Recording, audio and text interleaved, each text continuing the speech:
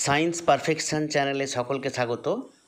আজকে আলোচনা করা হবে চলন গতির ক্ষেত্রে ক্ষমতা, power in case of linear motion.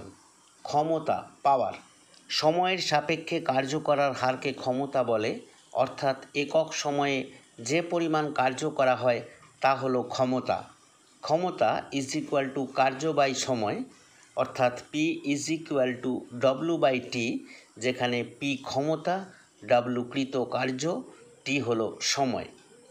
চলন গতির ক্ষেত্রে ক্ষমতা, ধরি কোনো বস্তুর উপর একটি স্থির মানের বল এফ টি সময় ধরে ক্রিয়া করার ফলে বস্তুটি ভি সমবেগে এস দূরত্ব অতিক্রম করল।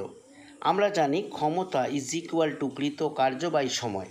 কৃত কার্য ইজ ইকুয়াল টু প্রযুক্ত বল ইন্টু বলের প্রয়োগ বিন্দু সরণ বাই সময় ইজ ইকুয়াল টু প্রযুক্ত বল এফ, বলের প্রয়োগ বিন্দু সরণ S by T is equal to F into V, যেখানে ভি ইজ ইকুয়াল টু বেগ ইজ ইকুয়াল টু সরণ বাই সময় is equal to S by T, অর্থাৎ S by T is equal to V.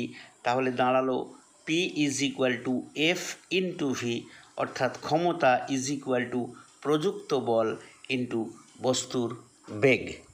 আজকে এই পর্যন্তই। আমার ক্লাসটা শোনার জন্য সকলকে ধন্যবাদ।